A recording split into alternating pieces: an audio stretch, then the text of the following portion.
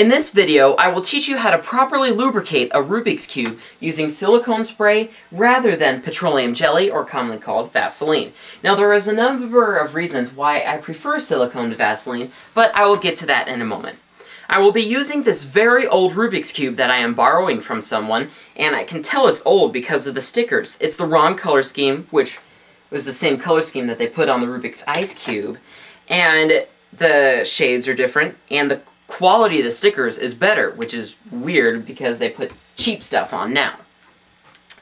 And a couple of months ago, I did put Vaseline in this cube, and it improved it a little, but I'm hoping to get a better turnout using silicone at the end of this tutorial. So the reasons why I like silicone better than Vaseline is because it works better. It turns a little nicer and everything, and also it doesn't dissolve the plastic like what Vaseline does.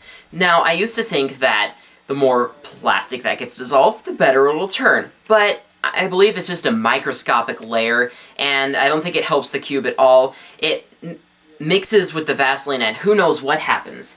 And also, silicone, when you spray it onto something, it evaporates, leaving a nice, smooth surface. So you can still take apart your cube without getting it all messy, like dirt and stuff won't stick to the lubricant like it does with Vaseline. Now, if you're just getting into cubing, you might be tempted to use Vaseline, which is a common household product, but I highly recommend you take the time to go and buy this stuff. It only cost me $2 at Walmart, $1.97, and you'll probably end up using it later on in the first place, and then you'll have the trouble of cleaning out the Vaseline first, which is what I will show you how to do in this tutorial. So if your cube does not have Vaseline in it, the first part of the video will not apply to you.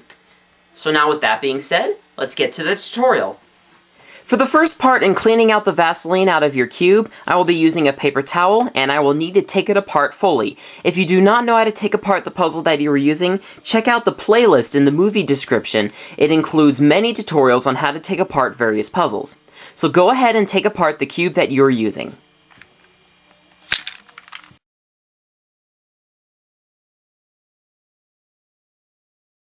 Okay, mine is now disassembled, and you notice that the Vaseline that rubs on your fingers is all black, and that's because the plastic has been dissolving. So just take one piece at a time, and then just wipe off the Vaseline out of all the pieces, as much Vaseline as you can get.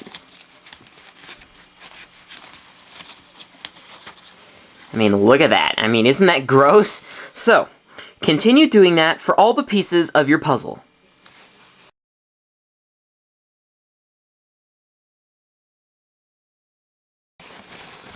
Okay, now that I've wiped off a bunch of the Vaseline, it's time for step 2 of the cleaning process. Okay, the next part of the cleaning process will be with soap and water. Now don't worry, I have not had any problems using soap and water with the stickers or anything, or it doesn't make the cube any worse or anything. I have not had any problems at all with it. Now, if you cleaning a cube such as the V-Cube 6, I do not recommend you use this type of sink.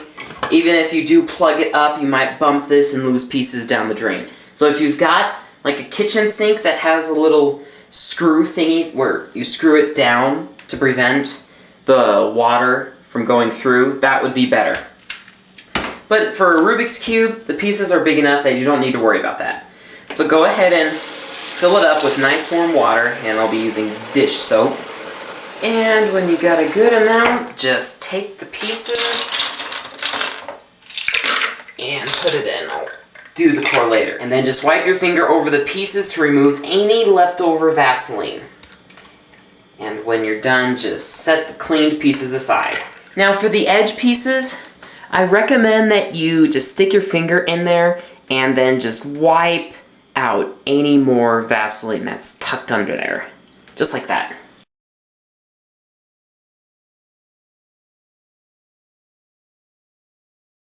Okay, now I think that's good enough.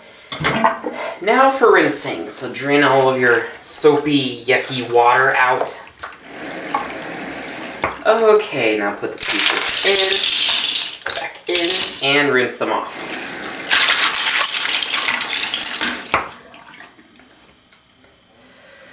Okay, now for drying. And I'm using this towel to clean up the water dripping off the pieces. And don't mind the plug, that's what's powering the video camera right now.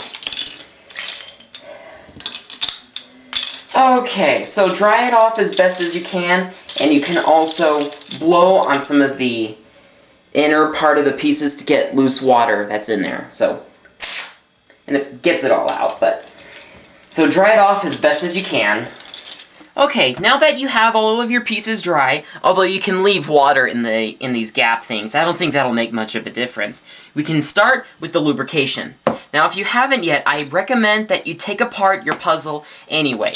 If you take, like, just one edge piece out and then spray the silicone in there, then the pieces will actually start gluing together. Because when silicone is in between two surfaces before it evaporates, it can act as a glue. And for the most part, that will make your cube very stiff. And if a piece does bond with another one very hard and you break it, that will create a lot of plastic dust inside. And that happened to me a lot with the V-cubes. So I highly recommend that you take apart the cube and then just do a full sweep spray.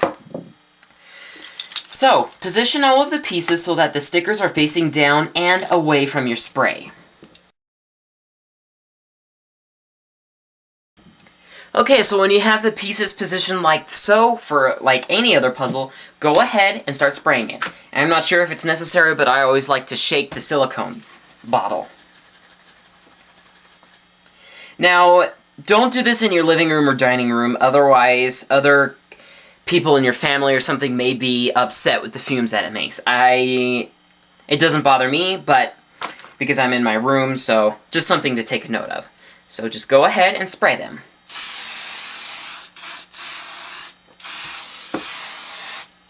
And for the core, I just like to spray right into the middle of it.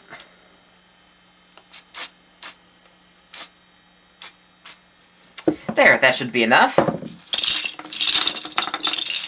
Just kind of mix it up so that all the silicone evaporates away. And some silicone is still in there. Okay, and that's all there is to it for lubrication. Now for the reassembly.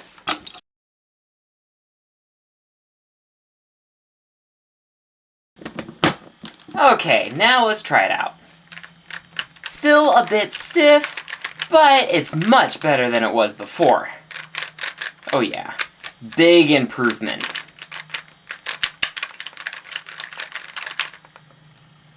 There. So I highly recommend you follow these steps for your Rubik's Cubes. Thanks for watching.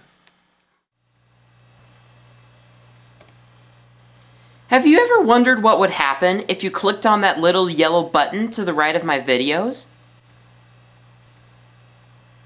Let's find out.